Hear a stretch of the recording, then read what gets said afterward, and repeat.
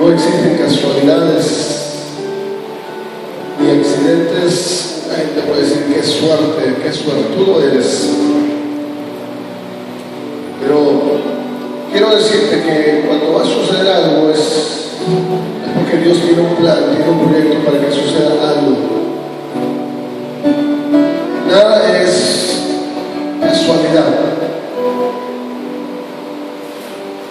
Jesús estuvo sentado un día en un lugar, en una sinagoga, hablando la palabra de Dios.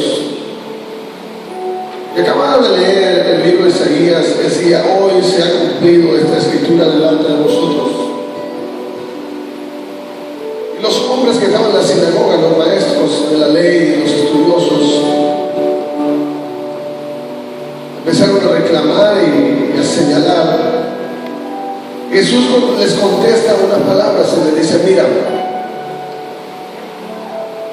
en el tiempo, hubo un tiempo donde hubo una grande hambre, pero el profeta Elías no fue enviado a todas las personas, sino solamente fue enviado a una mujer, a una viuda. Está diciendo Jesús: había mucha hambre en la tierra, pero sin embargo el profeta Elías solamente fue a una, específicamente a una, entre multitudes,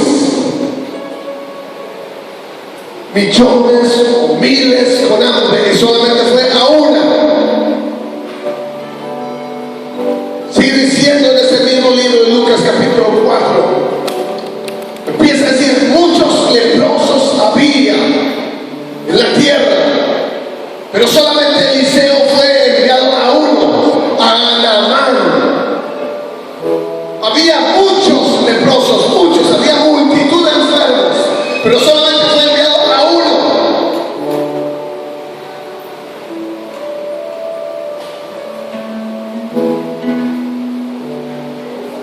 Muchas de las personas que están aquí, y en el caso de su servidor, quiero decirle que hay muchos alcohólicos que están aún hasta el día de hoy bajo la influencia del alcohol, un sedante, adictos. Sin embargo, el Espíritu Santo vino específicamente a su servidor para sacarlo de ese lugar.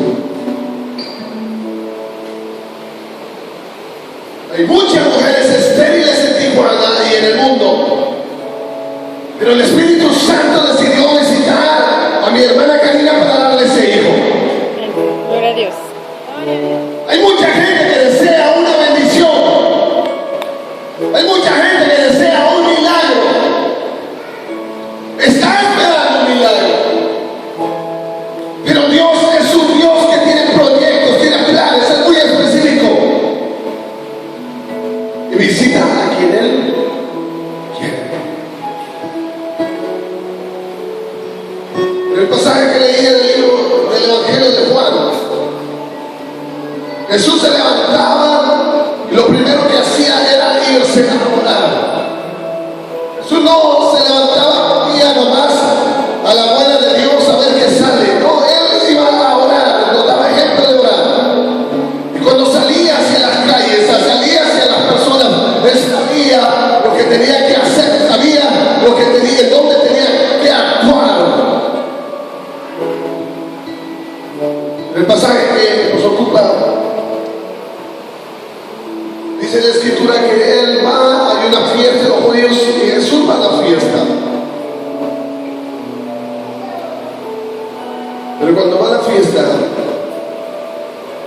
algo atrae a su corazón. Los judíos se acostumbraban a reunirse en las ceremonias, en las fiestas, pero hubo algo que llamó mucho la atención. Dice que en ese lugar había un estanque donde había 5 puertas, 5 pórticos como accesos para entrar a ese estanque. Y a mí me llamó mucho la atención que dice la escritura que había una multitud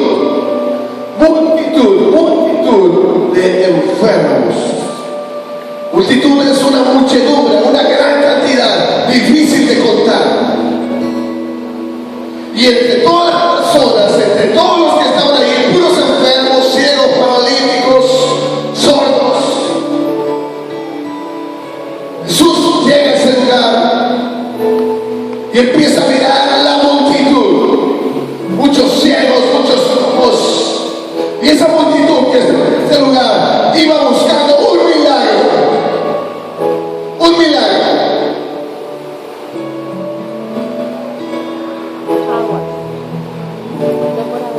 Ellos habían escuchado de sus profetas, de Eliseo, de Elías, que habían hecho milagros.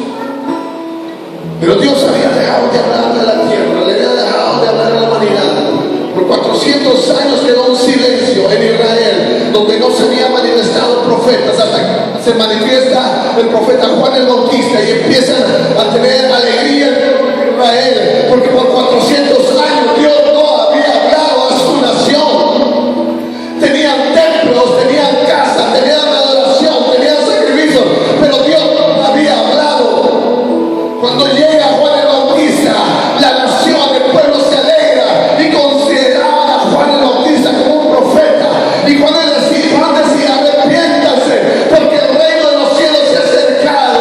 Y como la palabra de Dios se había escaseado, y veían a Juan que hablaba con temor, con seguridad, era una voz que clamaba en medio del desierto: arrepentidos.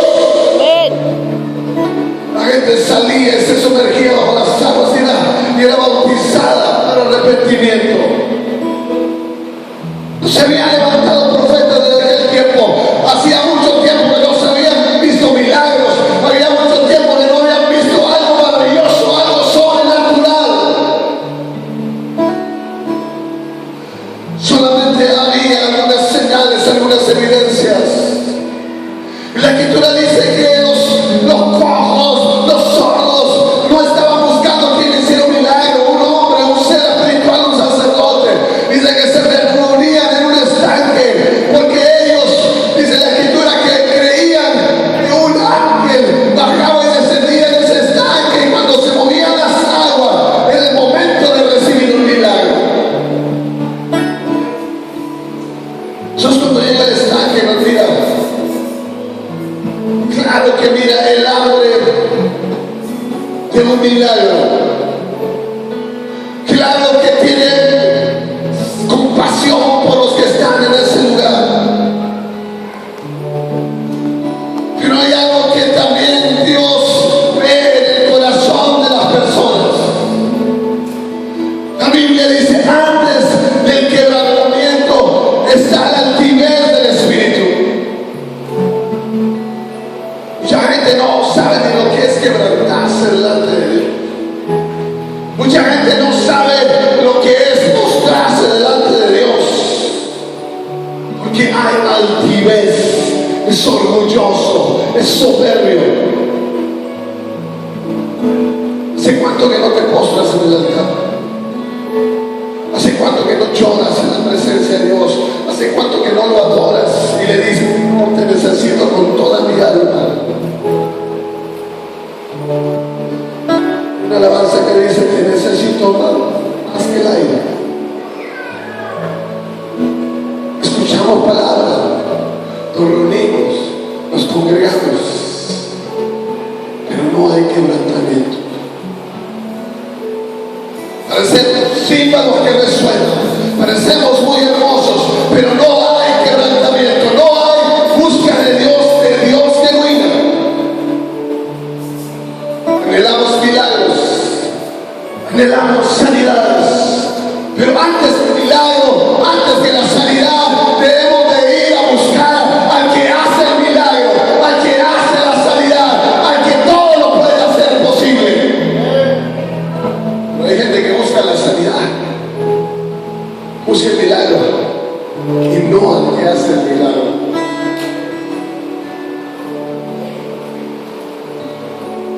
Mira, cuando una iglesia adora a Dios,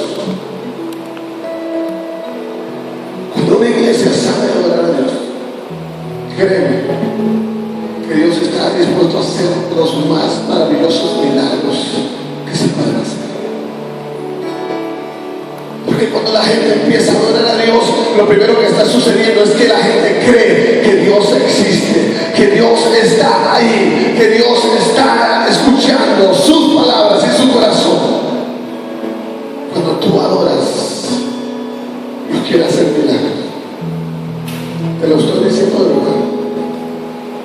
Cuando tú estás distraído, cuando estás pensando en la mortalidad del cangrejo, no hay bendición. Pero cuando tú te vuelves a Dios, y lo adoras y te entregas con tu espíritu, con tu alma, con toda tu mente. Dios quiere hacer un milagro. Amén. Pero antes del quebrantamiento hay la altivez. Cuando Jesús le dice, en Israel había muchos leprosos, pero solamente el profeta Eliseo fue al leproso Naamán. Nomás él fue curado.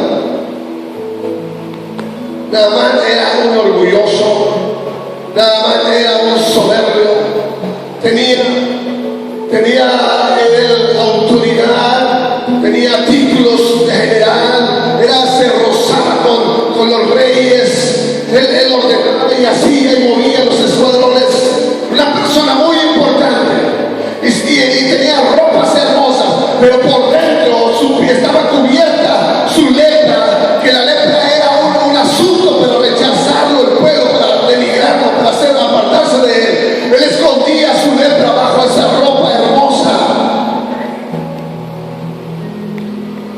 Escondía su lepra, su enfermedad, y seguía de orgulloso diciendo: quiero ser sano, pero no voy a doblar mis rodillas. Quiero ser sano, pero no me voy a quebrantar. Quiero ser sano, quiero ser sano, quiero ser sano. Y buscó remedios, y buscó ayuda, y buscó de alguna manera cómo solucionar su enfermedad.